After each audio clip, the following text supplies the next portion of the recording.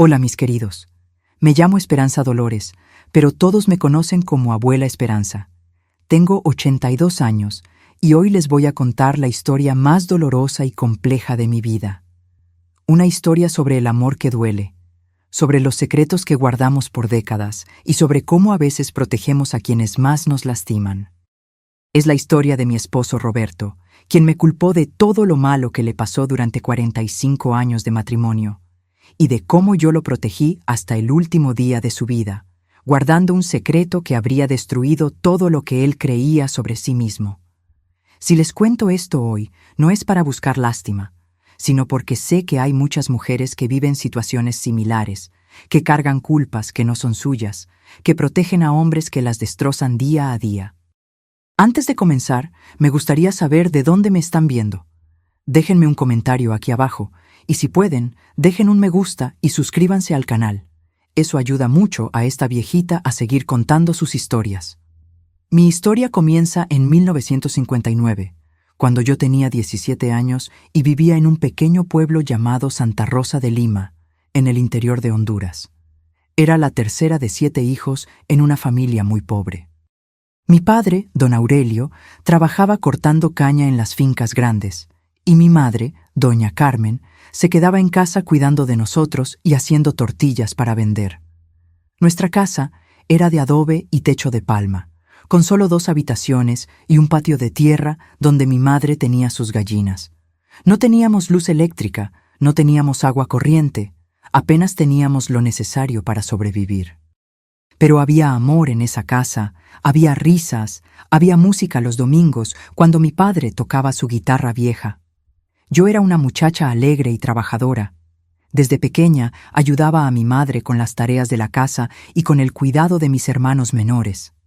También trabajaba en la casa de doña Remedios, una señora mayor del pueblo que me pagaba unos centavos por limpiar y lavar su ropa. Era poco dinero, pero cada centavo ayudaba a mi familia. Los sábados por la tarde, cuando terminaba con las tareas, me gustaba ir al parque central del pueblo con mis amigas. Nos sentábamos en las bancas alrededor de la fuente y conversábamos sobre todo y nada, mientras veíamos pasar a los muchachos que también venían a caminar. Era la diversión más grande que teníamos. Fue en uno de esos sábados cuando conocí a Roberto. Tenía 22 años y acababa de llegar al pueblo para trabajar como mecánico en el único taller que había. Era alto, delgado, con el cabello negro siempre bien peinado y una sonrisa que me hacía sentir mariposas en el estómago. Vestía siempre limpio, aunque su ropa fuera sencilla, y tenía una manera de hablar que demostraba que había estudiado más que la mayoría de nosotros. La primera vez que me habló fue para preguntarme la hora. Yo estaba sentada sola porque mis amigas se habían ido temprano, y él se acercó con una sonrisa tímida. «Disculpe, señorita, ¿podría decirme qué hora es?», me preguntó. Yo le respondí que eran las 5 de la tarde, y él se quedó allí parado, como si quisiera decir algo más. «¿Viene seguido por aquí?», me preguntó finalmente. Yo asentí, sintiéndome nerviosa pero emocionada. «Yo también», dijo él. «Tal vez nos volvamos a ver». Y se fue, pero no sin antes voltear a mirarme una vez más. Desde ese día, Roberto comenzó a aparecer en el parque todos los sábados. Al principio, solo me saludaba de lejos, luego comenzó a acercarse a conversar. Me preguntaba sobre mi familia, sobre mi trabajo, sobre mis sueños. Yo le contaba sobre mi vida sencilla, y él me hablaba de la ciudad de donde venía, de las máquinas que reparaba, de los planes que tenía para el futuro. Me contaba que había estudiado hasta el bachillerato, algo muy raro en aquella época para alguien de familia humilde. Me decía que quería tener su propio taller algún día, que quería construir una casa bonita, que quería viajar a la capital y conocer el mundo más allá de nuestro pequeño pueblo. Yo lo escuchaba fascinada, sintiéndome afortunada de que un hombre tan inteligente y ambicioso se interesara por mí. Roberto tenía una manera especial de hacerme sentir importante. Me decía que yo era diferente a las otras muchachas del pueblo, que era más inteligente, más bonita, más especial. Me prometía que si me casaba con él, tendríamos una vida mejor, que él trabajaría duro para darme todo lo que yo merecía. Después de 3 meses de vernos los sábados, Roberto pidió permiso a mi padre para visitarme en casa. Mi padre, aunque era un hombre serio y desconfiado, quedó impresionado con Roberto. Le gustó que fuera trabajador, que tuviera un oficio, que hablara con respeto y que tuviera planes para el futuro. «Ese muchacho va a llegar lejos», le decía mi padre a mi madre después de la primera visita de Roberto. «Nuestra esperanza tendrá una vida mejor con él». El noviazgo duró 1 año. Roberto venía a casa todos los domingos después de la misa y nos sentábamos en el corredor a conversar bajo la vigilancia de mis padres. Era muy respetuoso, muy correcto. Siempre traía algún pequeño regalo para mi madre o dulces para mis hermanos menores. Durante ese año, Roberto me llenó de promesas y sueños. Me decía que cuando nos casáramos tendríamos nuestra propia casa, que yo no tendría que trabajar más en casa ajena, que nuestros hijos tendrían mejores oportunidades que las que habíamos tenido nosotros. Yo creía cada palabra porque quería creer, porque estaba enamorada y porque realmente parecía ser un hombre bueno y trabajador. Nos casamos en diciembre de 1960, cuando yo tenía 18 años. Fue una boda sencilla en la iglesia del pueblo, seguida de una pequeña fiesta en el patio de mis padres. Mi madre había cosido mi vestido blanco durante meses, trabajando a la luz de la vela después de que todos se durmieran. Era el día más feliz de mi vida. Después de la boda, nos fuimos a vivir a una casita que Roberto había alquilado cerca del taller donde trabajaba. Era pequeña pero bonita, con 2 habitaciones, una sala, una cocina y un pequeño patio trasero. Para mí, que había crecido durmiendo en una habitación con 6 hermanos, tener mi propia casa era como un sueño hecho realidad. Los primeros meses de matrimonio fueron hermosos. Roberto era atento y cariñoso. Llegaba del trabajo cansado, pero siempre con una sonrisa para mí. Los domingos salíamos a caminar por el pueblo o íbamos a visitar a mi familia. Yo me sentía como la mujer más afortunada del mundo. Pero ustedes saben cómo es la vida, ¿verdad? A veces las cosas que empiezan perfectas se van complicando poco a poco, tan lentamente que una no se da cuenta hasta que ya está muy adentro. Y yo estaba a punto de descubrir que el hombre del que me había enamorado tenía un lado muy diferente al que me había mostrado durante el noviazgo. El primer signo de que algo no estaba bien apareció a los 4 meses de casados. Roberto llegó del trabajo más tarde de lo normal, y cuando le pregunté por qué, se molestó. Me dijo que no tenía por qué darme explicaciones, que él sabía lo que hacía. Pensé que había tenido un día difícil en el trabajo y no le di mayor importancia. Pero los episodios de mal humor comenzaron a repetirse. Cada vez que yo le hacía alguna pregunta sobre su trabajo o sobre por qué llegaba tarde, él se ponía defensivo y agresivo. Comenzó a decirme que yo era muy controladora, que no lo dejaba respirar, que las esposas no debían meterse en los asuntos de sus maridos. Cuando llevábamos 6 meses de casados, Roberto perdió su trabajo en el taller. El dueño tuvo que cerrar porque no tenía suficientes clientes para mantener el negocio. Roberto estuvo desempleado durante 3 meses y fue en ese período cuando comenzó a cambiar realmente. Al principio, Roberto buscó trabajo con entusiasmo. Iba todos los días a otros pueblos cercanos, preguntaba en todas las fincas, se ofrecía para hacer cualquier tipo de trabajo. Pero a medida que pasaban las semanas sin encontrar nada, se fue volviendo cada vez más amargo y frustrado. Comenzó a culparme por su mala suerte. Decía que desde que se había casado conmigo todo le salía mal, que yo era de mala suerte, que tal vez Dios lo estaba castigando por algo. Al principio pensé que eran solo palabras dichas en un momento de desesperación, pero con el tiempo me di cuenta de que realmente lo creía. Antes de conocerte todo me iba bien, me decía. Tenía trabajo, tenía dinero, era libre. Ahora mírame, sin trabajo, sin dinero, atado a una mujer que no me da más que problemas. Esas palabras me dolían profundamente, pero yo trataba de ser comprensiva. Sabía que estaba pasando por un momento difícil, que la falta de trabajo lo tenía frustrado. Intentaba consolarlo. Le decía que pronto encontraría algo mejor, que juntos podríamos superar cualquier dificultad. Finalmente, Roberto encontró trabajo en una finca lejana. El salario era menor de lo que ganaba antes, y tenía que viajar 2 horas cada día para llegar allí, pero era mejor que nada. Pensé que su humor mejoraría ahora que tenía trabajo otra vez, pero me equivoqué. En lugar de estar agradecido por haber encontrado empleo, Roberto se amargó aún más. Se quejaba constantemente del trabajo, del jefe, de los compañeros, del salario bajo, y siempre, de alguna manera, encontraba la forma de culparme a mí. Si no me hubiera casado contigo, podría haberme ido a la capital a buscar trabajo, decía. Pero ahora estoy atado aquí, trabajando como un burro por unos centavos, todo por tu culpa. Cuando le respondía que él había tomado la decisión de casarse, que nadie lo había obligado, se ponía furioso. Me decía que las mujeres no entendían las responsabilidades de los hombres, que yo era egoísta por no apoyarlo en lugar de discutir con él. Un año después de casados, me enteré de que estaba embarazada. Cuando se lo dije a Roberto, su reacción no fue la que esperaba. En lugar de alegría, vi miedo y más resentimiento en sus ojos. ¿Y ahora qué vamos a hacer?, me preguntó con cara de horror. ¿Con qué vamos a mantener a un hijo? Apenas nos alcanza para nosotros dos. Le dije que trabajaríamos juntos, que yo podría tomar trabajos de costura o lavado para ayudar con los gastos. Pero él sacudió la cabeza con amargura. Claro, ahora me vas a decir que es fácil. No tienes idea de la presión que siento yo para mantener esta familia. Y ahora encima, un hijo.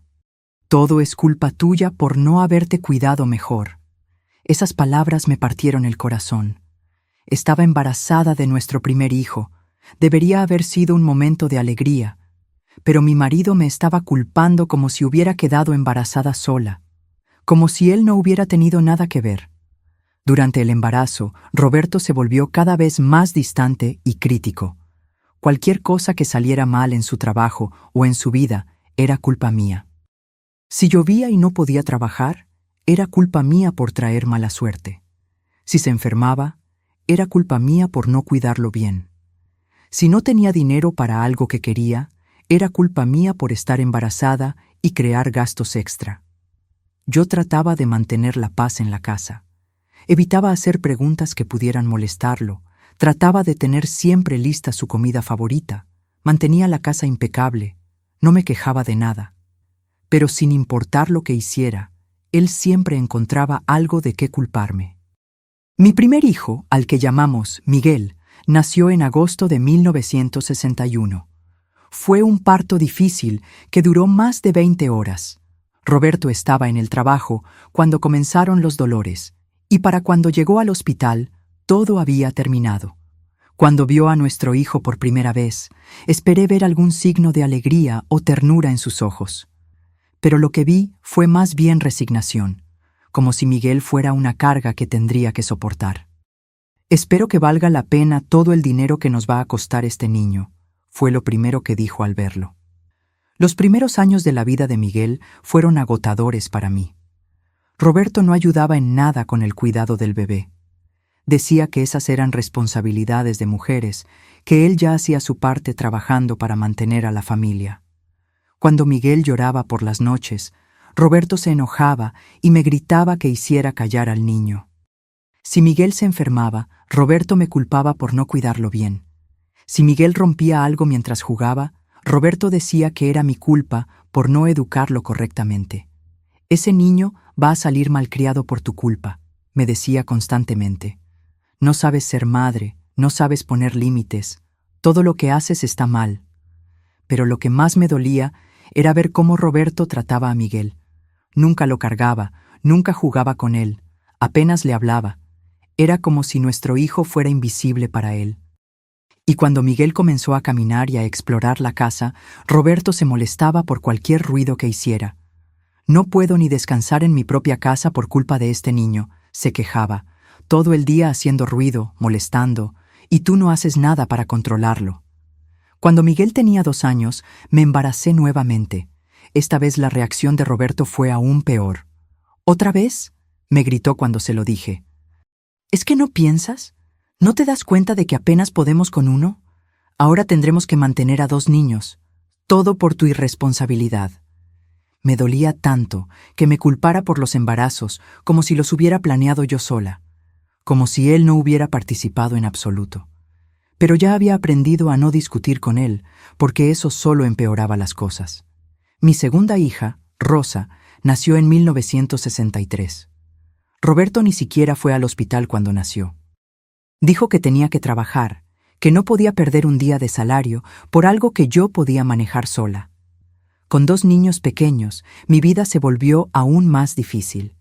Roberto llegaba del trabajo cada día más amargado, quejándose de todo, culpándome de todos sus problemas. Los niños no podían hacer ruido porque él necesitaba descansar.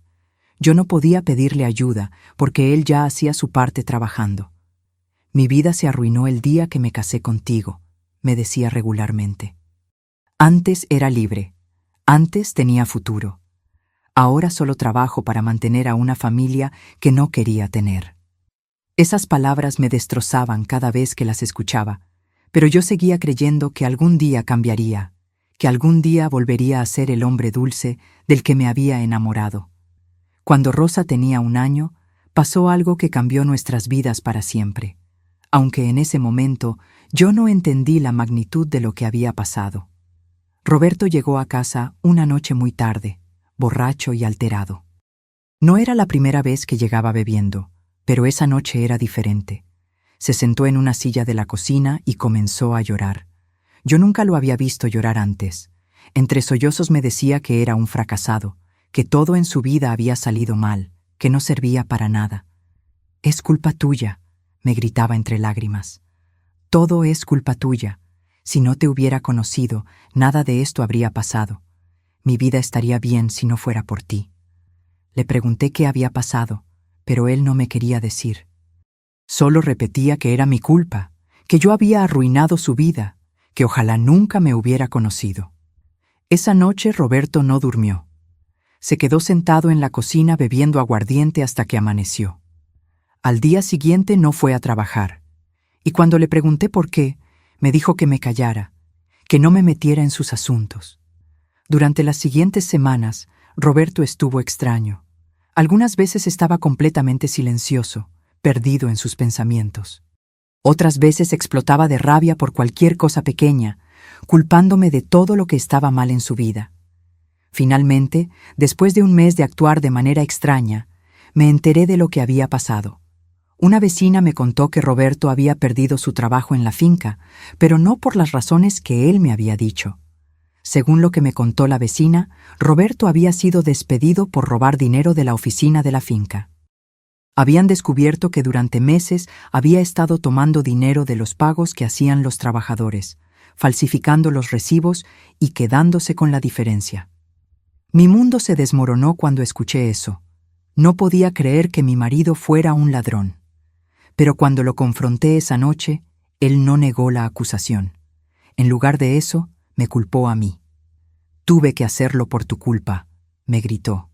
«El salario que me pagaban no alcanzaba para mantener a esta familia que tú quisiste tener. Si no tuviéramos hijos, si no me hubieras presionado para casarme, nada de esto habría pasado». No podía creer lo que estaba escuchando. Roberto había robado dinero y me estaba culpando a mí por haberlo forzado a hacerlo. Como si yo lo hubiera obligado a casarse conmigo, como si yo lo hubiera obligado a tener hijos. «Roberto», le dije llorando, «nadie te obligó a hacer nada. Tú decidiste casarte conmigo, tú decidiste tener hijos, y nadie te obligó a robar». Su reacción fue violenta. Me gritó que yo no entendía nada, que las mujeres no entendían las presiones que enfrentan los hombres, que todo lo que había hecho mal en su vida era por mi culpa. «Ojalá nunca te hubiera conocido», me dijo esa noche. «Mi vida sería completamente diferente si no fuera por ti.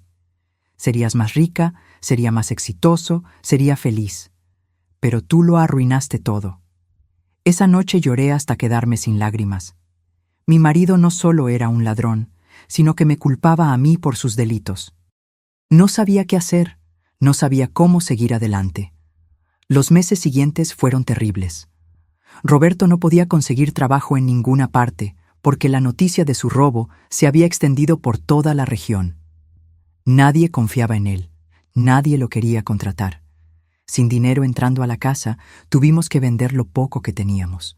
Primero vendimos los muebles, luego la radio, luego mis pocas joyas. Finalmente tuvimos que dejar la casa alquilada y mudarnos a una habitación pequeña en la parte pobre del pueblo. Durante todo este tiempo, Roberto siguió culpándome por todo. Era mi culpa que no tuviera trabajo, era mi culpa que viviéramos en la pobreza, era mi culpa que la gente lo mirara mal en la calle. Todo esto es por tu culpa, me repetía todos los días. Si no me hubiera casado contigo, nada de esto estaría pasando. Tú trajiste la mala suerte a mi vida. Yo trabajaba lavando ropa ajena para ganar unos centavos y comprar comida para los niños. Roberto no ayudaba en nada. Se quedaba en casa bebiendo cuando conseguía dinero para alcohol, quejándose de su suerte y culpándome por todo. Una tarde, mientras lavaba ropa en el río, una de las mujeres mayores del pueblo se acercó a mí. Se llamaba Doña Soledad y había conocido a Roberto desde antes de que llegara a nuestro pueblo. «Mija», me dijo en voz baja, «hay algo que debes saber sobre tu marido. Algo que pasó antes de que llegara aquí». Mi corazón se aceleró. «¿Qué cosa, Doña Soledad?» Ella miró alrededor para asegurarse de que nadie nos escuchara. Roberto no vino a este pueblo por casualidad. Vino huyendo de algo que hizo en su pueblo anterior. Me contó que Roberto había trabajado en un taller mecánico en otro pueblo y que allí también había robado dinero. Pero no solo eso. También había dejado embarazada a una muchacha joven y había huido sin asumir la responsabilidad. «Esa muchacha tuvo que criar sola a su hijo», me dijo Doña Soledad. «La familia de ella lo buscó para que respondiera por el niño, pero él ya se había ido. Llegó aquí y nadie sabía su historia». Esa revelación me dejó sin palabras. No solo mi marido tenía un patrón de robar en sus trabajos, sino que también tenía otro hijo que había abandonado. Y durante todos estos años me había estado culpando a mí por arruinar su vida, cuando la verdad era que él ya tenía problemas antes de conocerme. Esa noche, cuando Roberto llegó a casa borracho como era su costumbre, decidí confrontarlo con lo que había descubierto. «¿Es cierto que tienes otro hijo en tu pueblo anterior?», le pregunté directamente. Su reacción fue inmediata y violenta. Se puso de pie de un salto y me miró con ojos llenos de rabia. «¿Quién te dijo eso? ¿Has estado preguntando sobre mí a mis espaldas?» «Solo quiero saber la verdad, Roberto». «¿Es cierto?» Después de un momento de silencio, él se desplomó en la silla y suspiró. «Sí, es cierto. Pero eso fue antes de conocerte. No tiene nada que ver contigo». «¿Cómo que no tiene nada que ver conmigo? Me has estado culpando durante años por arruinar tu vida, pero resulta que ya tenías problemas antes de casarte conmigo». Roberto me miró con desprecio. «Ese hijo no era mi responsabilidad. Esa mujer se quedó embarazada para atraparme, para obligarme a casarme con ella. Hice bien en irme de allí. ¿Y el dinero que robaste en ese trabajo? Eso también fue culpa de ella. Me presionaba para que le diera dinero, para que mantuviera al niño. Tuve que tomar ese dinero para calmarla». No podía creer lo que estaba escuchando. Roberto estaba admitiendo que había robado y abandonado a un hijo, pero seguía culpando a otras personas por sus acciones. Nunca asumía responsabilidad por nada. «Roberto», le dije con voz firme, «necesitas entender que tus problemas no son culpa mía, ni de esa otra mujer, ni de nadie más. Son tus decisiones las que te han llevado a donde estás». Su respuesta fue predecible. Se enojó, me gritó que yo no entendía nada, que las mujeres siempre trataban de hacer sentir culpables a los hombres. Según él, todo lo que había hecho mal era por culpa de las mujeres que lo habían obligado a actuar así. Esa noche me quedé despierta pensando en todo lo que había descubierto. Mi marido no era solo un hombre con mala suerte que había tomado algunas decisiones equivocadas. Era un hombre que tenía un patrón de comportamiento destructivo, que robaba, que abandonaba sus responsabilidades y que siempre culpaba a otros por sus problemas. Pero también me di cuenta de algo más.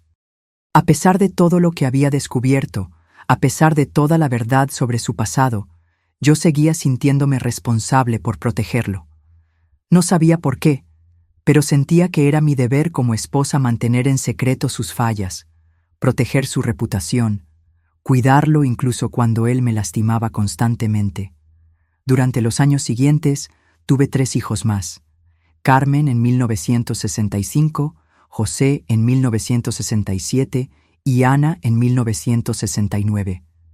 Con cada embarazo, Roberto reaccionaba de la misma manera, culpándome por quedar embarazada, quejándose de los gastos extra, tratando a los niños como cargas innecesarias.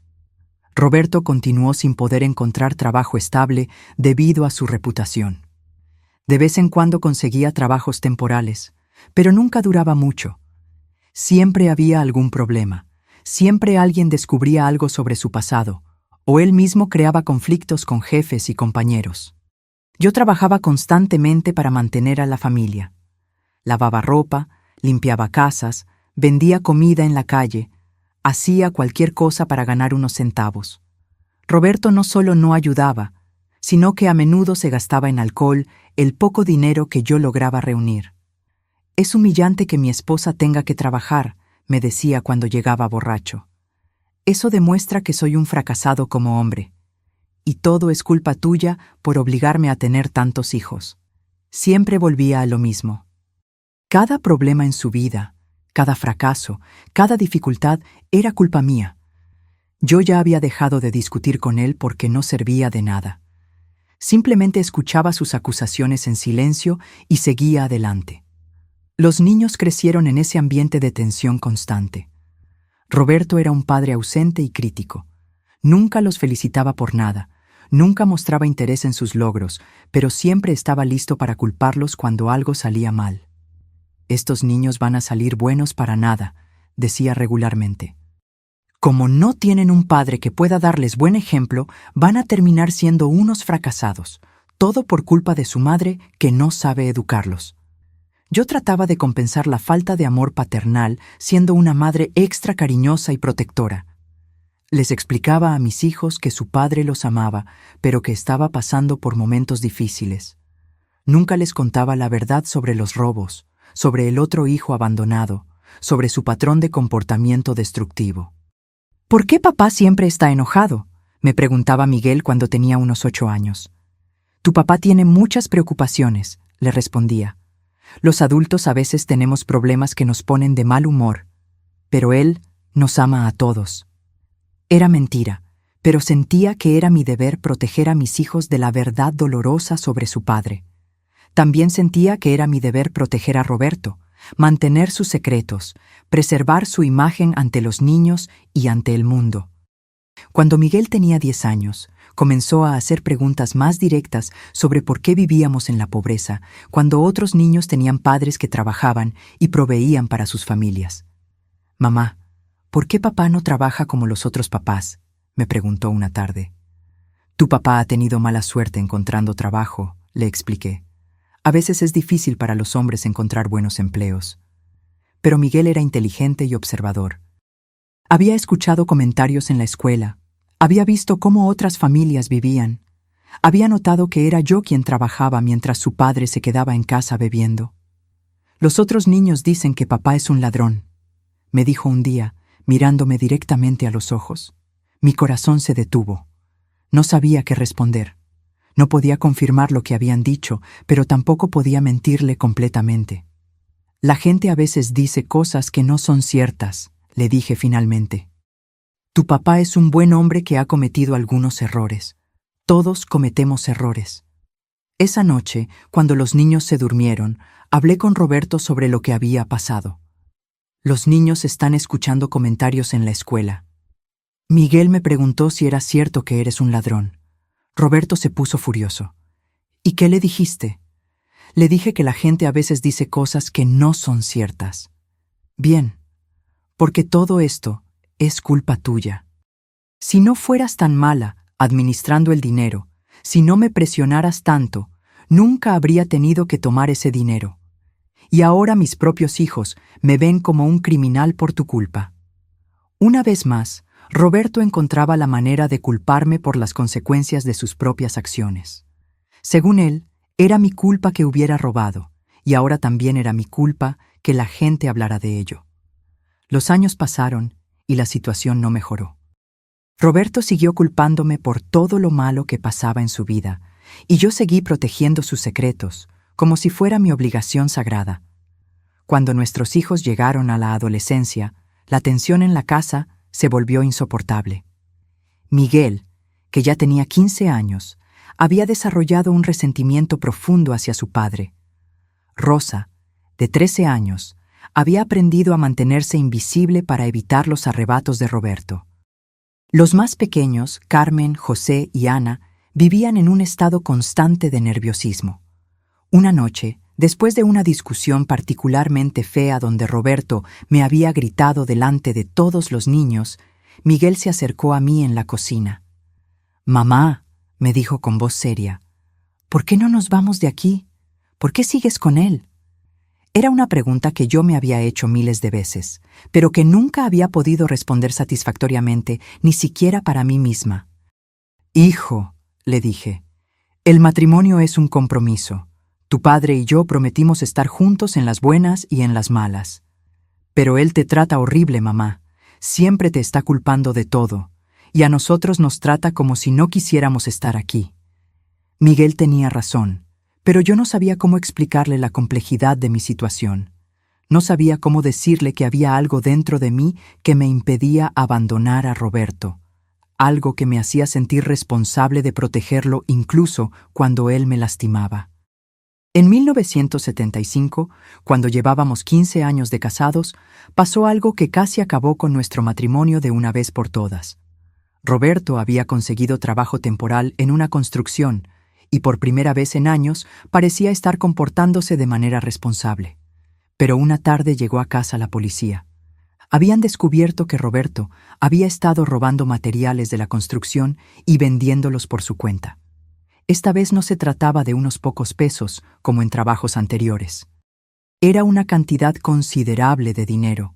Cuando los policías se lo llevaron arrestado, mis hijos me miraron con cara de horror. Era la primera vez que veían a su padre siendo arrestado, y no sabían cómo procesar lo que estaba pasando. «Mamá, ¿van a meter a papá a la cárcel?», me preguntó Ana, que tenía solo 6 años. «No lo sé, mi amor», le respondí, tratando de mantener la calma, «pero todo va a estar bien». Esa noche, cuando logré quedarme sola después de acostar a los niños, lloré como no había llorado en años, no solo por la humillación de ver a mi marido arrestado delante de mis hijos, sino por la realización de que esto nunca iba a cambiar. Roberto pasó 3 meses en la cárcel. Durante ese tiempo, por primera vez en años, hubo paz en nuestra casa. Los niños podían hacer ruido sin miedo. Yo podía trabajar sin que alguien me estuviera culpando constantemente. Podíamos cenar sin tensión. Pero cuando Roberto salió de la cárcel, yo estaba allí esperándolo. No sé por qué. Todos me decían que era mi oportunidad para empezar una nueva vida, pero algo dentro de mí no me permitía abandonarlo. La primera cosa que Roberto me dijo cuando salió de la cárcel fue: «Esto es culpa tuya. Si me hubieras apoyado más, si no me hubieras presionado tanto para que mantuviera a esta familia, nunca habría tenido que tomar esos materiales». Incluso después de pasar 3 meses en la cárcel por robar, Roberto seguía sin asumir responsabilidad por sus acciones. Seguía culpándome a mí. Los años siguientes fueron más de lo mismo. Roberto no podía conseguir trabajo en ninguna parte debido a sus antecedentes penales. Yo seguí trabajando para mantener a la familia, y él siguió culpándome por todos sus problemas. Cuando nuestros hijos comenzaron a irse de casa, uno por uno, yo esperaba que tal vez Roberto y yo pudiéramos encontrar alguna forma de reconciliarnos, de empezar de nuevo. Pero en lugar de mejorar, las cosas empeoraron. Sin los niños como distracción, Roberto se concentró completamente en culparme por el fracaso de su vida. Me decía que había desperdiciado sus mejores años, que por mi culpa nunca había podido realizar sus sueños, que si no me hubiera conocido, habría sido exitoso y feliz. «Mira lo que has hecho de mi vida», me decía constantemente. «Soy un viejo amargado sin dinero, sin respeto, sin nada, todo por tu culpa». En 1985, cuando llevábamos 25 años de casados, Roberto comenzó a enfermarse. Al principio eran dolores de estómago que él atribuía a la comida que yo cocinaba. «Hasta la comida que haces me enferma», me decía. pero los dolores empeoraron y finalmente tuvimos que llevarlo al médico. Después de varios estudios, el diagnóstico fue devastador. Roberto tenía cáncer de estómago en etapa avanzada. Cuando el médico nos dio la noticia, esperé que Roberto finalmente reflexionara sobre su vida, que tal vez encontrara algo de paz o arrepentimiento. Pero su reacción fue predecible. «Esto también es culpa tuya», me dijo camino a casa desde el hospital. «El estrés de vivir contigo me enfermó. Si hubiera tenido una esposa que me apoyara en lugar de causarme problemas, esto nunca habría pasado». Incluso enfrentando la muerte, Roberto no podía asumir responsabilidad por nada. Todo seguía siendo culpa mía. Los últimos 2 años de la vida de Roberto fueron los más difíciles de mi existencia. El cáncer lo fue consumiendo lentamente, pero en lugar de suavizar su carácter, lo hizo más amargo y cruel. Yo me convertí en su enfermera de tiempo completo. Lo bañaba, le daba sus medicinas, cocinaba comidas especiales para su condición, lo acompañaba a todas sus citas médicas. Y durante todo este tiempo, él seguía culpándome por su enfermedad y por todos los problemas de su vida. «Esto es lo que me hiciste», me decía cuando el dolor era muy fuerte. «Me enfermaste con tanto estrés. Me mataste lentamente durante todos estos años». Había noches en que él gritaba de dolor, maldiciendo su suerte y culpándome por haber arruinado su vida. Había días en que no podía levantarse de la cama, pero aún tenía energía para reprocharme todo lo que había salido mal en sus 60 años de existencia. Nuestros hijos venían a visitarlo, pero las visitas eran tensas e incómodas. Roberto era crítico y cruel incluso con ellos. Les decía que habían sido una carga para él, que por su culpa no había podido tener la vida que merecía. Miguel, que ya tenía 25 años y era un hombre hecho y derecho, un día no pudo contenerse más. «Papá», le dijo durante una visita, «¿nunca vas a asumir responsabilidad por tu propia vida? ¿Siempre vas a culpar a mamá y a nosotros por tus decisiones?» Roberto se puso furioso. «Tú no entiendes nada. Tu madre me arruinó la vida antes de que tú nacieras. Ustedes solo empeoraron las cosas». Miguel se levantó de la silla, miró a su padre con desprecio y se dirigió hacia la puerta. «¿Sabes qué, papá?», le dijo antes de irse. «Estoy cansado de escucharte culpar a todo el mundo por tu vida miserable. Mamá se ha sacrificado por ti durante 27 años y tú ni siquiera puedes agradecérselo». Después de que Miguel se fue, Roberto estuvo varios días sin hablarme, como si fuera mi culpa que nuestro hijo lo hubiera confrontado. Conforme el cáncer avanzaba, Roberto se fue volviendo cada vez más dependiente de mí. Necesitaba ayuda para todo: bañarse, vestirse, ir al baño, comer. Era como cuidar a un niño grande, excepto que este niño me odiaba y me culpaba por todo. Una noche, aproximadamente 6 meses antes de que muriera, Roberto tuvo una crisis particularmente mala. El dolor era insoportable y los medicamentos no estaban funcionando. Lloró durante horas, maldiciendo su suerte. «¿Por qué me está pasando esto a mí?», gritaba. «¿Qué hice para merecer esto? Es injusto, es horrible». Por primera vez en 27 años de matrimonio, decidí decirle la verdad que había estado guardando en mi corazón. «Roberto», le dije en voz baja, «tal vez este sea el momento de reflexionar sobre tu vida.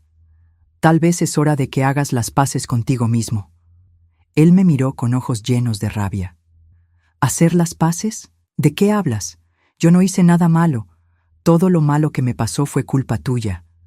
«Roberto, tú sabes que eso no es cierto. Tú tomaste decisiones durante toda tu vida. Nadie te obligó a robar. Nadie te obligó a abandonar a tu primer hijo. Nadie te obligó a culpar a otros por tus problemas». Su cara se puso blanca. Durante un momento pensé que finalmente iba a reconocer la verdad. Pero entonces explotó en una rabia que no había visto nunca antes. «¿Cómo te atreves a echarme en cara mis errores cuando estoy muriendo? Todo lo que hice fue por tu culpa. Si no te hubiera conocido, mi vida habría sido completamente diferente». Esa noche Roberto me gritó durante horas, culpándome no solo por todos sus problemas, sino también por su cáncer. Según él, El estrés de vivir conmigo durante tantos años había debilitado su sistema inmunológico y causado su enfermedad. Después de esa conversación, decidí que nunca más intentaría hacerlo reflexionar. Era claro que Roberto iba a morir culpándome por todo, sin jamás asumir responsabilidad por sus propias decisiones. Los últimos meses de su vida fueron agonizantes, no solo físicamente, sino emocionalmente. Roberto se aferraba a la vida con una amargura terrible, como si la muerte fuera una injusticia más que el mundo le estaba haciendo. «No es justo», repetía constantemente. «Yo podría haber tenido una buena vida si las circunstancias hubieran sido diferentes. Es culpa del destino, es culpa de la gente que me rodeó, es culpa tuya». Durante esos últimos meses, yo reflexioné mucho sobre por qué había decidido quedarme con Roberto durante todos esos años. ¿Por qué había protegido a un hombre que me culpaba por todo? ¿Por qué había guardado sus secretos cuando él nunca había protegido los míos? Creo que parte de la respuesta estaba en cómo había sido criada. Me habían enseñado que el matrimonio era para siempre, que las mujeres buenas se sacrificaban por sus familias, que mi valor como persona dependía de qué tan bien cuidara a mi marido y mis hijos. Pero también creo que había algo más. Roberto era un hombre profundamente roto, incapaz de enfrentar sus propios fracasos. Y yo, de alguna manera, había asumido la responsabilidad de protegerlo de las consecuencias de sus decisiones. Durante 27 años, yo había sido el escudo que protegía a Roberto del mundo. Cuando la gente hablaba de sus robos, yo defendía su reputación. Cuando sus hijos preguntaban por qué su padre no trabajaba, yo inventaba excusas. Cuando él se sentía culpable por sus decisiones, yo aceptaba la culpa en su lugar. Pero también me di cuenta de algo más durante esos últimos meses.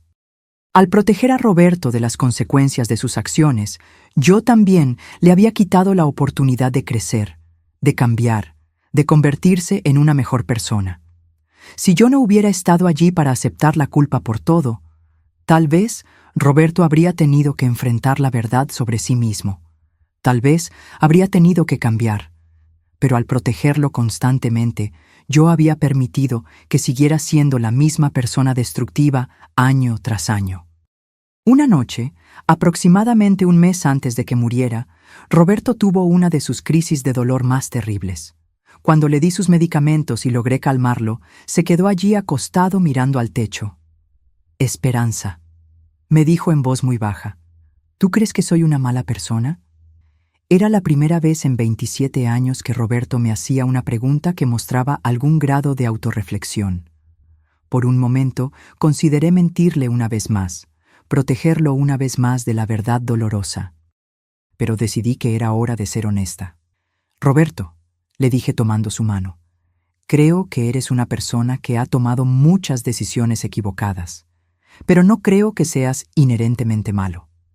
Él se quedó callado por un momento.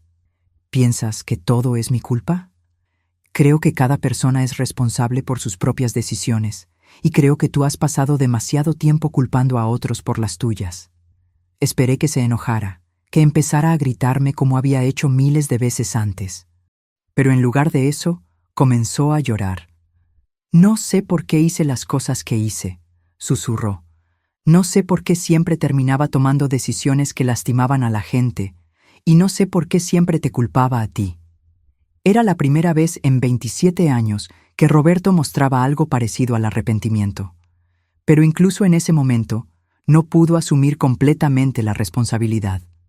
Siguió hablando como si sus decisiones hubieran sido algo que le había pasado, no algo que él había elegido hacer. «Tal vez si hubiera sido diferente», continuó, «tal vez si hubiera sido más fuerte, más inteligente, tal vez las cosas habrían sido diferentes». «Roberto», le dije suavemente, «aún ahora estás hablando como si tus decisiones hubieran sido algo fuera de tu control. Pero tú elegiste robar. Tú elegiste abandonar a tu primer hijo. Tú elegiste culparme por tus problemas durante todos estos años».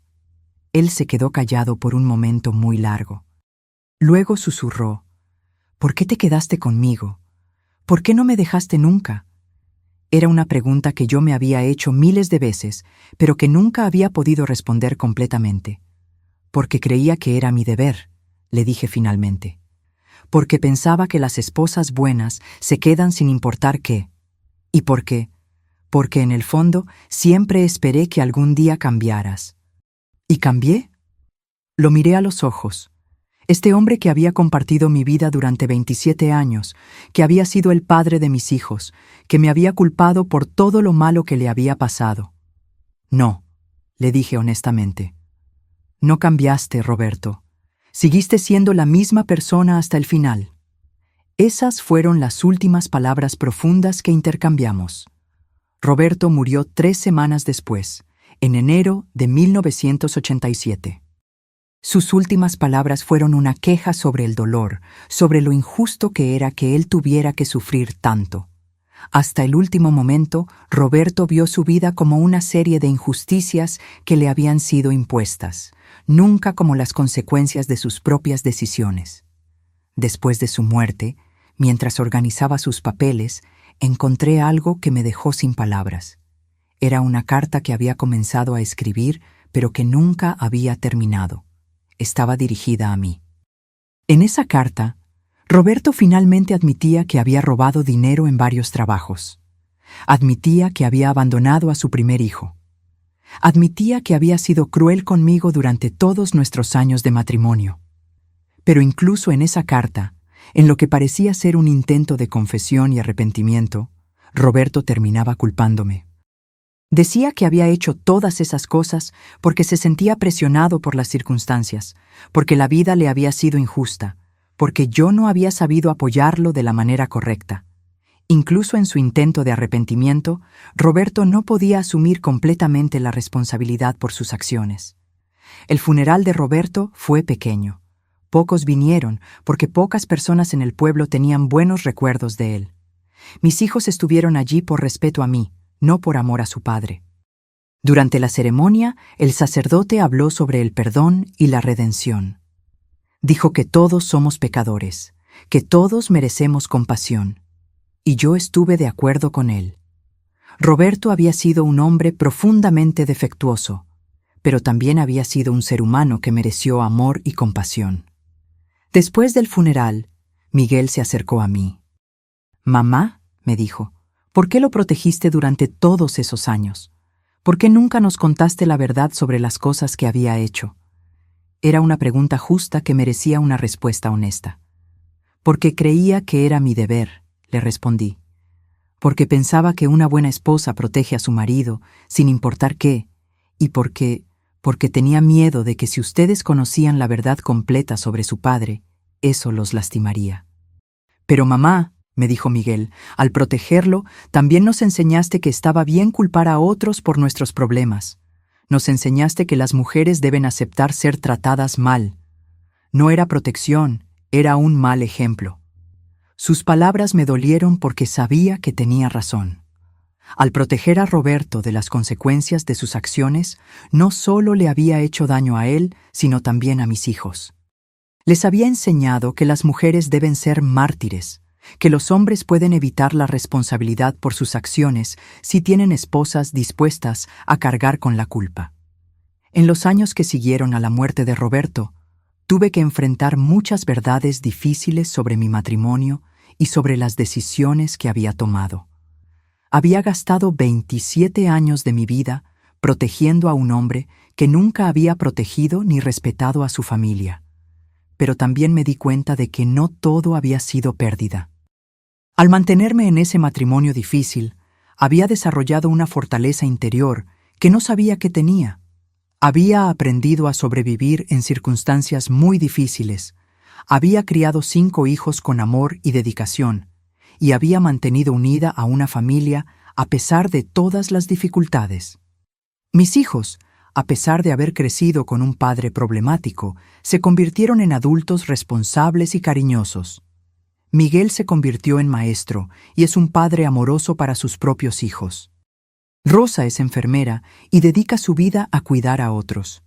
Carmen es una mujer de negocios exitosa. José es mecánico y, a diferencia de su padre, es honesto y trabajador. Ana es madre de 4 hijos y ha creado el hogar amoroso que yo siempre quise darles. Creo que a pesar de las fallas de Roberto como padre, mis hijos aprendieron valiosas lecciones de nuestra experiencia familiar. Aprendieron la importancia de asumir responsabilidad por sus propias decisiones. Aprendieron que el amor real requiere respeto mutuo.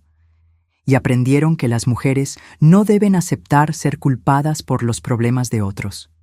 Hoy, a los 82 años, cuando miro hacia atrás a esos 27 años de matrimonio, siento una mezcla de tristeza y alivio. Tristeza por los años que perdí protegiendo a alguien que nunca valoró mi sacrificio. Pero también alivio porque finalmente pude encontrar la paz que nunca tuve mientras Roberto estaba vivo.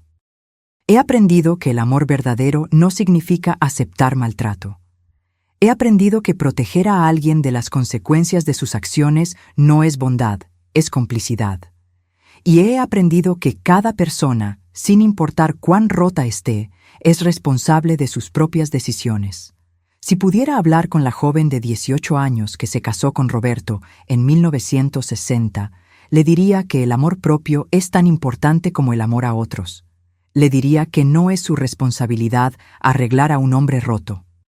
Y le diría que merece un amor que la edifique, no uno que la culpe por todo lo malo del mundo. Pero también le diría que aun si toma las mismas decisiones que yo tomé, puede encontrar fuerza y propósito incluso en las circunstancias más difíciles, que puede criar hijos maravillosos incluso en un hogar disfuncional, y que nunca es demasiado tarde para empezar a valorarse a sí misma. A todas las mujeres que me escuchan y que tal vez están viviendo situaciones similares, quiero decirles que no es su culpa cuando sus parejas las culpan por todo. Quiero decirles que proteger a alguien que las lastima no es amor, es autodestrucción. Y quiero decirles que merecen ser amadas y respetadas, no usadas como chivos expiatorios para los problemas de otros. La vida es demasiado corta para pasarla cargando culpas que no son nuestras. Es demasiado valiosa para desperdiciarla protegiendo a personas que no valoran nuestro sacrificio.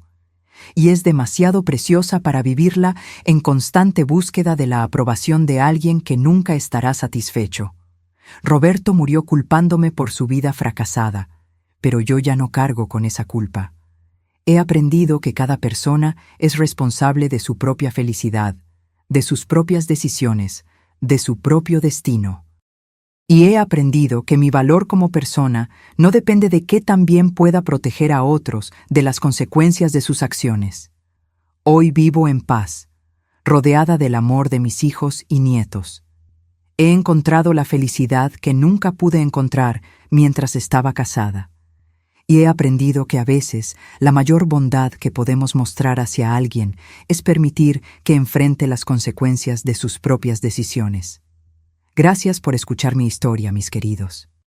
Espero que pueda servir como advertencia para aquellos que están considerando sacrificar su propia felicidad por proteger a alguien que no valora ese sacrificio. Y espero que pueda dar esperanza a aquellos que sienten que están atrapados en situaciones similares. Recuerden que siempre hay una salida, siempre hay una oportunidad para empezar de nuevo, y siempre merecen ser tratados con amor y respeto. No dejen que nadie los convenza de lo contrario. Y si les gustó esta historia, si les llegó al corazón como espero que haya sido, no olviden darle me gusta y suscribirse al canal. Compartir estas historias es mi manera de honrar a todas las mujeres que han sacrificado demasiado por amor, que han cargado culpas que no eran suyas, que han protegido a quienes no las protegieron a ellas. Hasta la próxima, mis queridos. Que Dios los bendiga y los proteja, y que tengan el valor de amar sin sacrificar su propia dignidad. Pero antes de despedirme completamente, quiero contarles algo más que descubrí años después de la muerte de Roberto. Algo que cambió por completo mi perspectiva sobre toda nuestra historia juntos, y que me hizo entender que tal vez yo no era la única que había estado guardando secretos durante todos esos años. Era el año 2005, yo tenía 63 años y estaba ayudando a mi hijo Miguel a limpiar el ático de la casa donde habíamos vivido Roberto y yo. Habíamos decidido vender la casa porque ya no la necesitaba, y estábamos sacando todas las cosas viejas que se habían acumulado durante décadas. En una caja polvorienta que estaba escondida detrás de unas vigas, Miguel encontró algo que me dejó completamente sin palabras. Era un diario que Roberto había estado escribiendo durante los últimos años de su vida, sin que yo lo supiera. «Mamá», me dijo Miguel sosteniéndolo en sus manos, «¿sabías que papá escribía un diario?» Yo negué con la cabeza, completamente sorprendida. Roberto nunca había mostrado interés en escribir, nunca lo había visto con un cuaderno o un diario. ¿Cuándo había estado escribiendo esto? ¿Por qué lo había escondido? Esa noche, sola en mi casa, comencé a leer el diario de Roberto. Lo que encontré en esas páginas me hizo llorar, me hizo enojar, me hizo sentir confundida y finalmente me hizo entender a mi esposo de una manera que nunca había entendido mientras estaba vivo. La primera entrada era de 1983, 2 años antes de que le diagnosticaran el cáncer. Roberto escribía sobre su frustración con su vida, sobre su sensación de ser un fracaso, sobre la culpa que sentía por las decisiones que había tomado. «Hoy cumplí 45 años», había escrito, «y cuando miro mi vida, no veo nada de lo que pueda estar orgulloso. He mentido, he robado, he lastimado a las personas que más me aman, y lo peor de todo es que sigo culpando a Esperanza por todo, cuando sé en mi corazón que ella no tiene la culpa de nada». Mi corazón se detuvo cuando leí esas palabras. Roberto sabía que yo no tenía la culpa. Había sabido todo el tiempo que yo no era responsable por sus problemas. Pero aún así, había seguido culpándome delante de mí y de nuestros hijos. Continué leyendo, página tras página de confesiones que Roberto nunca había hecho en voz alta. Escribía sobre el primer hijo que había abandonado, sobre cómo se despertaba algunas noches preguntándose cómo estaría ese niño, si habría crecido bien, si lo odiaba por haberlo abandonado. «A veces sueño con ese niño», había escrito en una entrada de 1984. «En mis sueños me pregunta por qué lo dejé, por qué nunca volví por él. Y yo no tengo respuesta porque la verdad es que fui un cobarde. Tuve miedo de la responsabilidad, tuve miedo de crecer, tuve miedo de ser el hombre que ese niño necesitaba que fuera». En otra entrada, Roberto escribía sobre los robos que había cometido a lo largo de los años. Admitía que había empezado a robar mucho antes de conocerme, que era algo que había hecho desde adolescente cuando robaba dinero de la tienda donde trabajaba su padre. «El primer dinero que robé tenía 16 años», había escrito. «Mi padre me había pegado esa mañana por algo que había hecho mal, y yo me sentía tan enojado, tan impotente. Cuando vi ese dinero en la caja registradora, simplemente lo tomé. No porque lo necesitara, sino porque quería sentir que tenía poder sobre algo». Roberto describía cómo el robar se había convertido en una adicción para él, no por el dinero, sino por la sensación de poder y control que le daba. Admitía que había robado en casi todos los trabajos que había tenido, no porque tuviera necesidad, sino porque no podía resistir la tentación.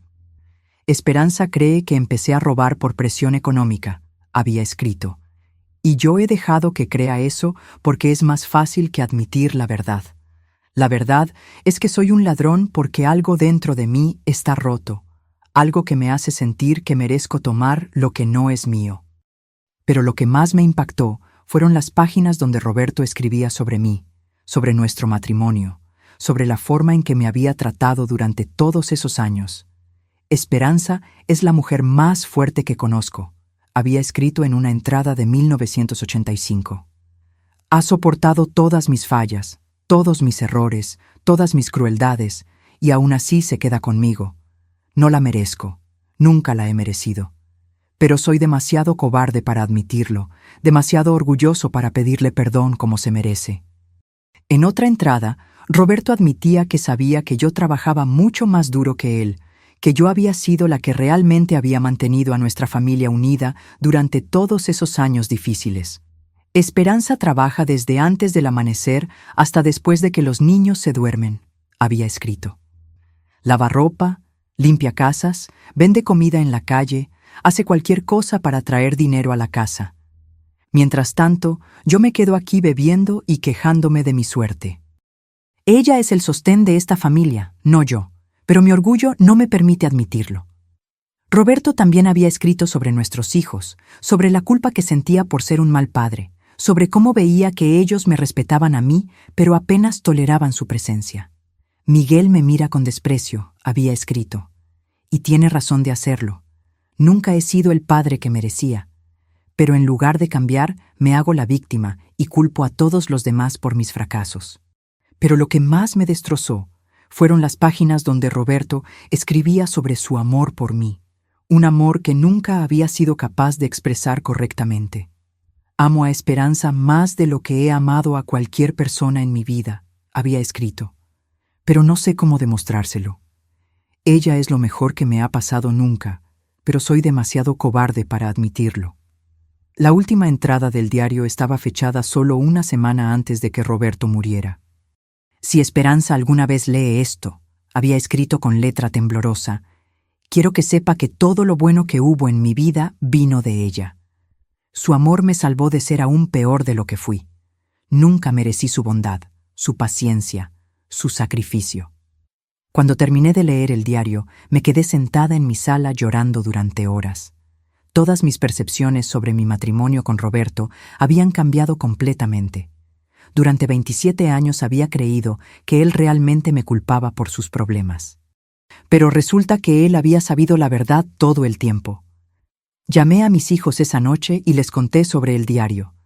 Todos vinieron a mi casa al día siguiente para que pudiéramos hablar sobre lo que habíamos descubierto. No sé cómo sentirme sobre esto, me dijo Rosa después de leer algunas páginas. Es bueno saber que papá sabía la verdad sobre mamá, pero me enoja que haya seguido tratándola mal, sabiendo que no era su culpa. Miguel estaba aún más enojado. Si él sabía que mamá era inocente, ¿por qué siguió haciéndola sufrir? ¿Por qué nunca pidió perdón? El diario también contenía reflexiones sobre cada uno de nuestros hijos, páginas donde Roberto expresaba su arrepentimiento por no haber sido mejor padre. Sobre Miguel había escrito, mi hijo mayor es todo lo que yo quería ser, pero nunca pude ser. Es honesto, trabajador, responsable. Me duele saber que aprendió a ser un buen hombre a pesar de mi ejemplo, no por él. Leer estas reflexiones me ayudó a entender que Roberto había estado observando y apreciando a nuestros hijos de maneras que nunca había expresado mientras estaba vivo. Después de procesar todo lo que había aprendido del diario, decidí escribir mi propia respuesta a Roberto. No porque creyera que él pudiera leerla, sino porque necesitaba expresar mis propios sentimientos sobre todo lo que había descubierto. Roberto, escribí, después de leer tu diario, entiendo cosas sobre ti que nunca entendí mientras estabas vivo. Entiendo que sabías la verdad sobre nuestra situación, que sabías que yo no tenía la culpa de tus problemas. Entiendo que me amabas de una manera que no sabías cómo expresar. Pero también necesitas entender algo. El hecho de que sintieras estas cosas no borra el dolor que causaste con tus acciones. El hecho de que me amaras en silencio no compensa por todos los años que me hiciste sentir culpable por problemas que no eran míos. Sin embargo, te perdono, no porque lo que hiciste estuviera bien, sino porque ahora entiendo que eras un hombre roto que no sabía cómo sanar. Te perdono porque guardar resentimiento solo me lastima a mí, no a ti. Espero que donde quiera que estés ahora, hayas encontrado la paz que nunca pudiste encontrar en vida. Y espero que sepas que a pesar de todo, nuestro matrimonio produjo 5 hijos maravillosos que son la mayor bendición de mi vida. Escribir esa carta me trajo un cierre que no sabía que necesitaba. Me ayudó a procesar todos los sentimientos complicados que había desarrollado después de leer el diario. Hoy, cuando miro hacia atrás a mi matrimonio con Roberto, veo una historia mucho más compleja de la que entendía cuando él estaba vivo. Veo a un hombre profundamente defectuoso que amaba a su familia, pero que no sabía cómo demostrarlo de manera saludable. Veo a una mujer que sacrificó demasiado de sí misma tratando de salvar a alguien que no sabía cómo ser salvado. Veo una tragedia no solo para mí, sino también para Roberto. Él había tenido la capacidad de ser un mejor hombre, pero había sido limitado por su crianza, por su época, por sus propios miedos y traumas. Había vivido toda su vida sabiendo lo que estaba bien, pero siendo incapaz de actuar de acuerdo a ese conocimiento. Esta perspectiva no cambia el hecho de que pagué un precio muy alto por ese matrimonio. No cambia el hecho de que mis hijos crecieron con un padre emocionalmente ausente. No cambia el hecho de que desperdicié años de mi vida siendo culpada por problemas que no eran míos. Pero me ayuda a entender que la vida humana es complicada, que las personas pueden ser tanto buenas como malas al mismo tiempo, que el amor puede existir incluso en circunstancias muy disfuncionales. Y me ayuda a ver mi propia historia de una manera más completa.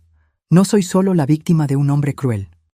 Soy una mujer que eligió amar a un hombre roto, que sacrificó su propia felicidad tratando de arreglar a alguien que no podía ser arreglado, que encontró fuerza y propósito incluso en las circunstancias más difíciles. Mi historia no es solo sobre el dolor que sufrí, también es sobre la resistencia que desarrollé, el amor que di incluso cuando no fue correspondido adecuadamente, los hijos maravillosos que crié, las lecciones que aprendí sobre el valor propio y la importancia del perdón. Si pudiera hablar con otras mujeres que están en situaciones similares, les diría que no hay respuestas fáciles. Cada situación es única, cada persona debe tomar sus propias decisiones sobre cuánto puede dar y cuánto debe protegerse a sí misma. Pero también les diría que merecen amor que no venga acompañado de culpa. Merecen parejas que asuman responsabilidad por sus propios problemas. Merecen relaciones que las edifiquen en lugar de destruirlas. Y les diría que el amor verdadero a veces significa decir no, significa establecer límites, significa protegerse a sí mismas incluso cuando eso significa decepcionar a alguien que aman. La vida es demasiado corta para pasarla siendo el chivo expiatorio de los problemas de otra persona. Es demasiado valiosa para desperdiciarla tratando de arreglar a alguien que no quiere ser arreglado. Y es demasiado preciosa para vivirla sin recibir el amor y respeto que todas merecemos. Roberto murió guardando sus sentimientos más profundos en un diario secreto. Yo no quiero morir guardando las lecciones más importantes que he aprendido. Por eso comparto esta historia con ustedes, con la esperanza de que pueda ayudar a alguien a tomar mejores decisiones de las que yo tomé. Recuerden, mis queridos, que ustedes son más valiosos de lo que cualquier persona los haga sentir. Son dignos de amor, que no venga acompañado de dolor. Y son lo suficientemente fuertes para cambiar su situación si no están recibiendo el trato que merecen. Y si les gustó esta historia compleja pero honesta, si les ayudó a entender algo sobre las relaciones humanas o sobre sus propias situaciones, no olviden darle me gusta y suscribirse al canal. Compartir estas historias es mi manera de honrar tanto a las mujeres que han sufrido como a los hombres que han luchado con sus propios demonios. Hasta la próxima, mis queridos. Que Dios los bendiga con sabiduría para amar de manera saludable y valor para proteger su propia dignidad. Pero antes de cerrar completamente esta historia, hay una última cosa que quiero compartir con ustedes. Algo que pasó hace apenas unos meses y que me hizo darme cuenta de que las historias nunca realmente terminan, que siguen afectando vidas generaciones después. Era marzo de este año. Yo tenía 82 años y estaba en casa de mi hijo Miguel celebrando el cumpleaños de mi bisnieto pequeño cuando sonó el teléfono. Miguel contestó y después de unos minutos de conversación vino hacia mí con una expresión muy seria en su rostro. «Mamá», me dijo en voz baja, «hay un hombre en el teléfono que dice que es el hijo de papá, el que abandonó antes de conocerte». Mi corazón se detuvo. Durante más de 60 años había sabido de la existencia de ese niño, pero nunca había tenido contacto con él. Nunca había sabido si estaba vivo, si había crecido bien, si sabía algo sobre Roberto. «¿Qué quiere?», le pregunté a Miguel. «Dice que quiere hablar contigo. Dice que acaba de enterarse de que papá murió y que quiere conocer algo sobre él». Después de unos momentos de dudas, decidí hablar con él. Su nombre era Eduardo. Tenía 63 años y había pasado toda su vida preguntándose sobre el padre que lo había abandonado cuando era bebé. Señora Esperanza, me dijo con voz temblorosa, sé que debe ser extraño para usted escuchar de mí después de tantos años, pero acabo de enterarme de que mi padre, Roberto, murió hace muchos años, y quería saber si usted podría contarme algo sobre él. Eduardo me explicó que había crecido con su madre, quien había muerto hacía 5 años. En sus últimos días, ella le había contado la verdad sobre su padre, le había dado el nombre completo de Roberto y el nombre del pueblo donde habían vivido. Mi madre nunca habló mal de él, me dijo Eduardo. Simplemente me dijo que era un hombre complicado que no había estado listo para ser padre cuando yo nací. Invité a Eduardo a venir a visitarme la semana siguiente. Cuando llegó a mi casa, inmediatamente vi el parecido con Roberto. Tenía la misma altura, la misma forma de los ojos, pero había algo diferente en él, algo más tranquilo, más en paz consigo mismo. Eduardo era profesor de primaria, estaba casado, tenía 3 hijos adultos y 2 nietos. Había construido una vida estable y feliz a pesar de haber crecido sin padre. Durante esa primera visita, le conté a Eduardo la historia completa de Roberto. No omití nada. Los robos, los problemas, la forma en que había culpado a otros por sus errores. Pero también le conté sobre el diario que habíamos encontrado, sobre el arrepentimiento que Roberto había sentido, pero que nunca había podido expresar. ¿Sabe qué, señora Esperanza?, me dijo finalmente. Creo que mi madre tomó la decisión correcta cuando decidió no perseguir a mi padre.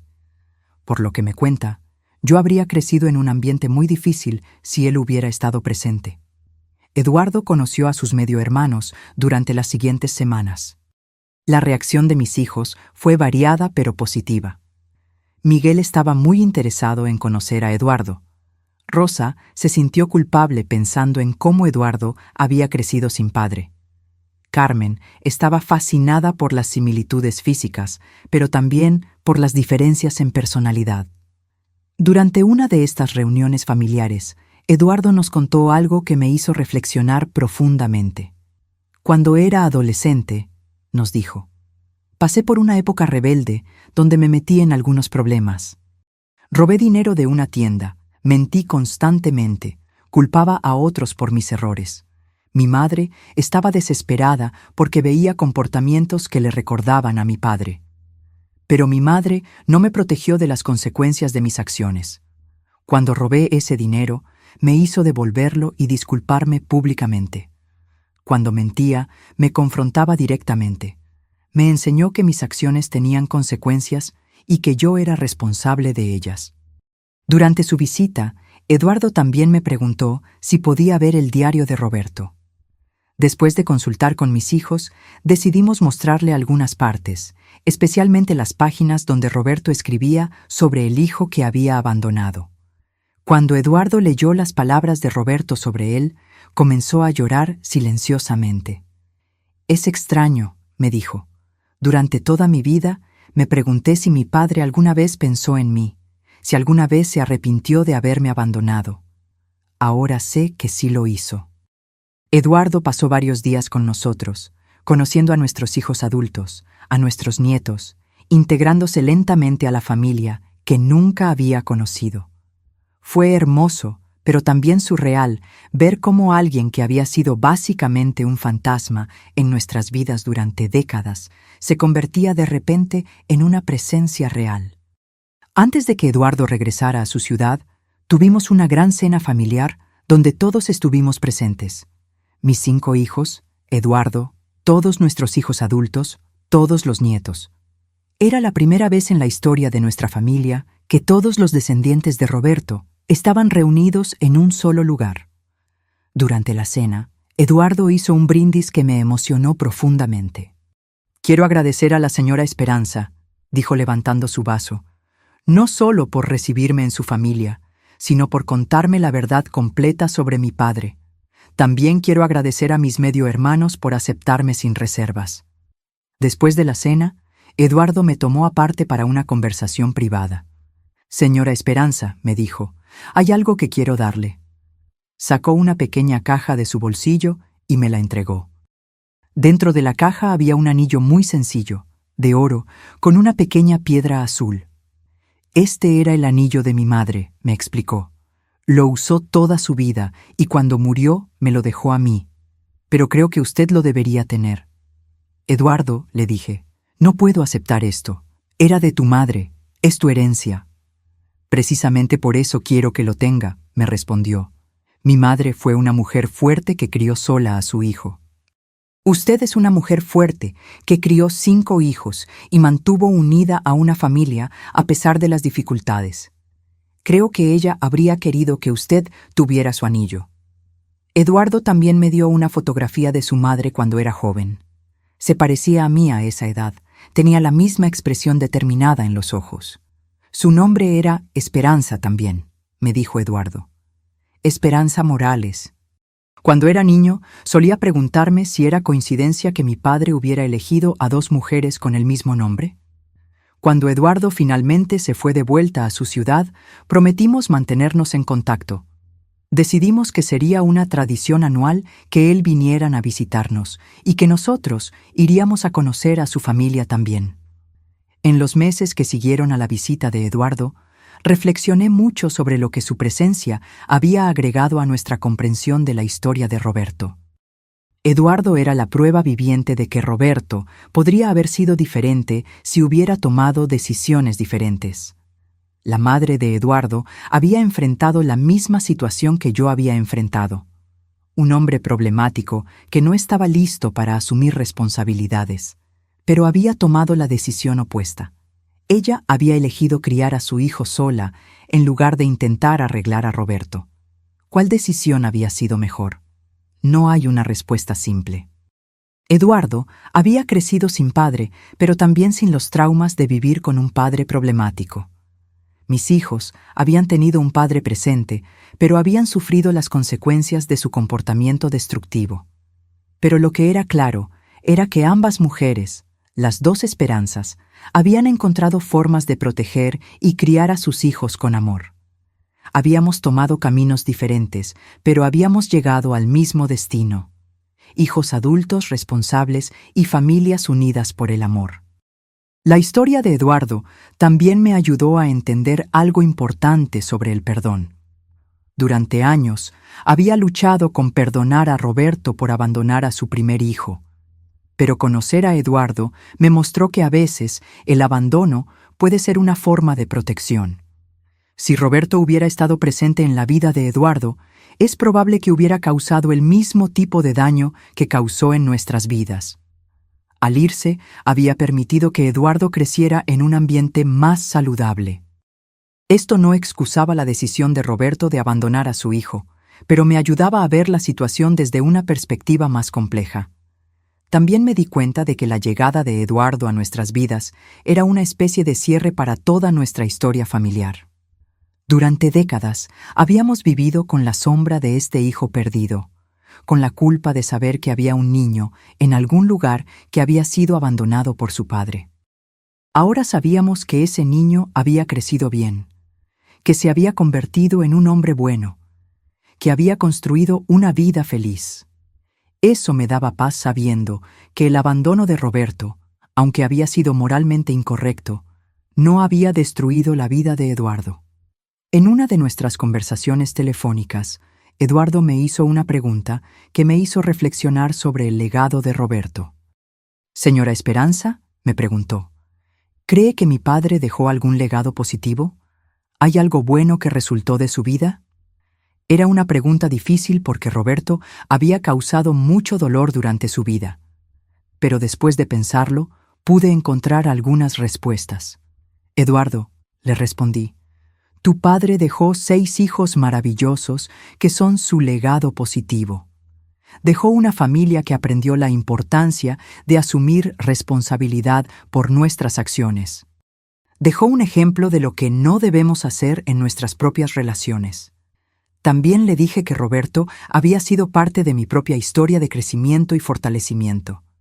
Sin las dificultades que viví con tu padre, nunca habría descubierto lo fuerte que podía ser.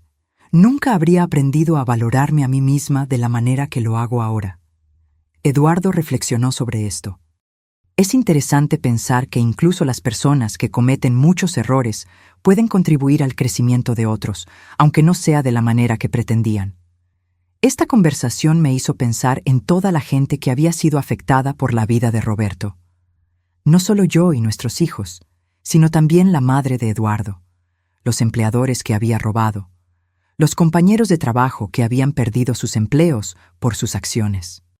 Roberto había sido como una piedra lanzada en un estanque, creando ondas que habían afectado a muchas personas de maneras que probablemente nunca había imaginado. Pero también me di cuenta de que cada persona afectada por Roberto había tenido que decidir cómo responder a esa afectación. Algunas, como yo, habían elegido quedarse y tratar de arreglar la situación. Otras, como la madre de Eduardo, habían elegido irse y construir algo nuevo. Algunas personas probablemente habían desarrollado amargura y resentimiento. Otras habían encontrado formas de crecer y fortalecerse a través de las dificultades. No había respuestas correctas o incorrectas, solo respuestas diferentes que habían llevado a resultados diferentes. La última vez que hablé con Eduardo por teléfono, me contó que había decidido escribir un libro sobre su experiencia de crecer sin padre y luego encontrar a su familia paterna después de 60 años. Creo que hay muchas personas que están en situaciones similares, me dijo. Personas que han crecido con preguntas sobre sus padres ausentes, personas que están considerando buscar a familias que nunca conocieron. Eduardo quería compartir las lecciones que había aprendido sobre la importancia de no idealizar a los padres ausentes, sobre cómo construir una identidad independiente de la historia familiar, sobre los beneficios y desafíos de reconectarse con familia perdida. Su historia es una parte importante de mi libro, me dijo, porque muestra que las familias son complicadas, que las personas pueden ser tanto buenas como malas al mismo tiempo, que el amor puede existir incluso en circunstancias muy disfuncionales. Me pidió permiso para incluir detalles de nuestra conversación en su libro, y por supuesto, accedí. Creo que nuestras historias pueden ayudar a otras personas que están navegando situaciones familiares complicadas. Hoy, cuando miro hacia atrás a toda esta experiencia, me doy cuenta de que la historia de Roberto realmente nunca terminó cuando él murió. Continuó afectando vidas, creando nuevas conexiones, enseñando nuevas lecciones décadas después de su muerte. La llegada de Eduardo a nuestras vidas me enseñó que nunca sabemos completamente el impacto de nuestras decisiones. Roberto probablemente nunca imaginó que 60 años después de abandonar a su primer hijo, ese hijo aparecería en nuestras vidas y nos ayudaría a entender mejor nuestra propia historia. También me enseñó que las familias pueden crecer y cambiar incluso cuando pensamos que están completas. Durante 82 años había pensado que conocía a toda mi familia, pero resulta que había un miembro importante que nunca había conocido. Y me enseñó que nunca es demasiado tarde para hacer nuevas conexiones, para aprender nuevas lecciones, para encontrar nuevas formas de crecimiento y sanación. A mis 82 años, con todas las historias que tengo para contar y todas las experiencias que he vivido, todavía estoy aprendiendo cosas nuevas sobre la vida, sobre la familia, sobre el perdón, sobre la complejidad de ser humano. Y eso, mis queridos, es tal vez la lección más importante de todas. Que mientras estemos vivos, nuestras historias continúan escribiéndose. Que siempre hay oportunidades para nuevos capítulos, nuevas conexiones, nuevas comprensiones.